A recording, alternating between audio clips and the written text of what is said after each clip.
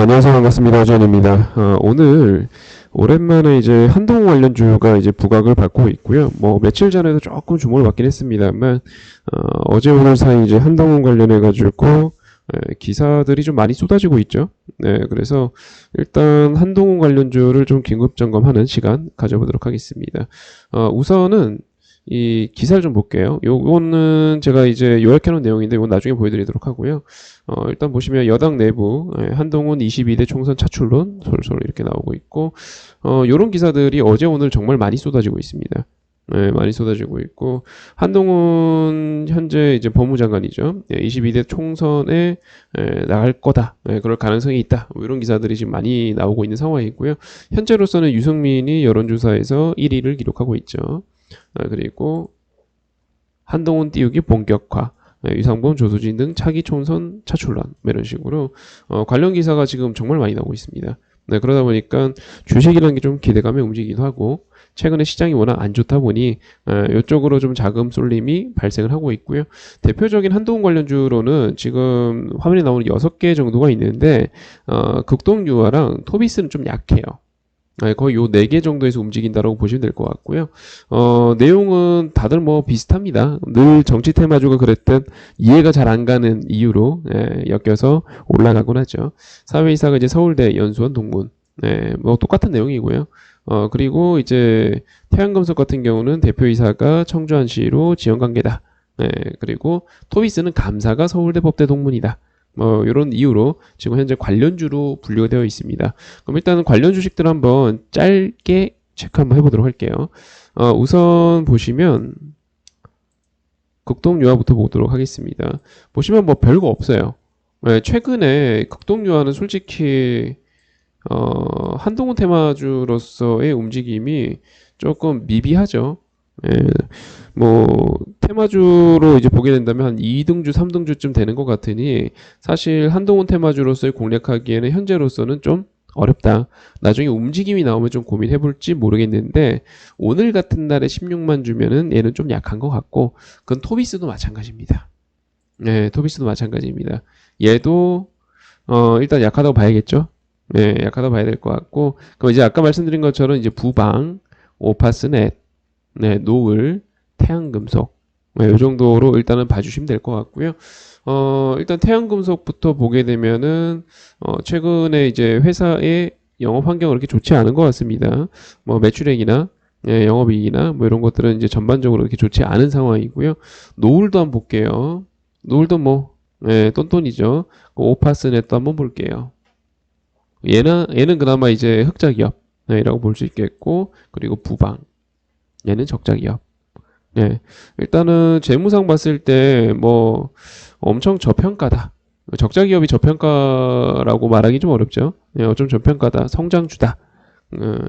엄청 이제 뭐가 보인다. 뭐 이런 식으로 이야기할 수는 없을 것 같고 뭐 늘 그렇지만 정치 테마주답게 재무제표는 다들 고만고만한 것 같습니다. 이 상황에서 이제 차트를 좀 멀리서 볼게요. 부방 그리고 오파스넷 그리고 노을 태양금속 이렇게 봤을 때 어때요? 유일하게 우상향 기조가 이어지고 있는 거는 이 정도밖에 없습니다. 오파스넷. 네, 무슨 말이냐면 어쨌든 주식이 올라가서 위에서 놀아주고 있잖아요. 일단 차트상은 얘가 대장인 게 맞고요. 그 다음에 부방. 얘는 떨어지다가 올라오는 거죠. 특별한 어떤 기술적인 이론이 필요한 게 아닙니다. 그냥 그대로 보세요. 떨어지다가 올라오는 거고 그리고 노을 얘도 마찬가지죠. 하락하다가 이번에 올라오는 거죠. 그리고 태양금속 얘도 하락하다가 이번에 올라오는 거죠. 차트상 봤을 때는 오파스넷이 유일한 우상향 기조가 이어지고 있었던 종목군이고 나머지 3개 부방, 노을, 태양금속은 하락하다가 이번에 반등을 하는 거다 라고 보시면 되겠습니다. 이게 어떤 차이가 있냐면요. 오파스넷은 이제 차트 잠깐 보시면 오파스넷은 이렇게 올라갔잖아요. 올라가다가 한 번 더 가는 거기 때문에 얘는 이전에 있었던 고점들을 소화만 하면 돼요. 그러니까 고점 매물을 소화하는 거지만 근데 이제 노을이나 부방이나 이런 애들은 하락하다 올라오기 때문에 지금 밑에서 올라가려면 여기 있는 매물들을 소화해야 됩니다. 어떤 차이가 있을까요? 네, 되게 높은 확률로 부방 같은 차트들은 네, 이 매물층이 전부 다 손실난 사람들이겠죠. 아픈 사람들밖에 없어요.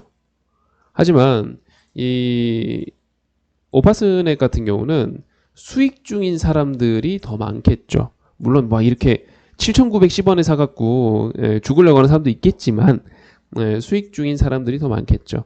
그 매물 소화를 할 때의 탄력이나 속도나 이런 것들이 확연하게 차이가 납니다. 현재로서 봤을 때는 오파스넷이 대장이라고 보는 게 맞을 것 같고 그 후발주자가 일단 부방, 노을, 태양금속이라고 보면 될 것 같네요.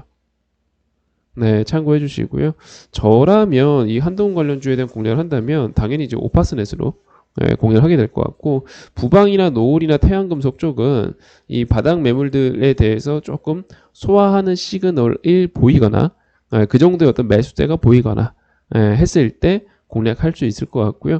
그리고 아까도 보셨지만 이제 오파스넷이 현재 이런 차트인데 아이러니하게도 재무대가 제일 나왔거든요. 물론 매출액의 면이나 아니면 가지고 있는 자산의 면에서 봤을 때는 다른 주식들이 더 괜찮은 주식도 있어요. 하지만 뭐 예를 들어 부방 이렇게만 보더라도 부방이 매출액이 훨씬 크잖아요. 하지만 저는 오파스넷을 이야기하는 이유는 오파스넷이 그래도 당장 적자가 안 나기 때문에 회사가 당장 적자가 나는 상황에서 기업 경영 활동을 할 수 있는 그런 주변 여건들, 예를 들어 지금 최근에는 물가가 오르고 경기가 안 좋고 이런 상황에서 회사가 적자가 쌓이게 되면은 회사는 돈을 필요로 하겠죠. 그러면 이제 증자를 할 수도 있을 거고 고점에서 매도를 할 수도 있을 거고 이런 변수들을 이제 좀 패스하기 위해서는 오파스넷 같은 이런 재무제표가 되는 게 일단 당연히 낫다고 보여지고요. 그 시가총액도 적당하게 가벼우니 좋네요. 790억 정도 현재 가리키고 있습니다. 저는 한동 관련주를 이제 공략하게 된다면 일단 오파스넷에 한 표를 드리고 싶고 뭐 나머지 애들은 이등주로서 봐야 되겠고 토비스랑 극동유화는 나중에 움직임이 나오면 그때 관심 가져야 될 것 같습니다. 지금은 조금 시기상조인 것 같네요. 이상 한동훈 관련주였고요. 한동훈 관련주도 좀 같이 공략하고 하고 싶으신 분들은 영상 하단에 링크 걸어둘 테니까 링크 클릭해서 놀러 오시고요. 한동훈 관련 점검은 여기까지 하도록 하겠습니다. 허재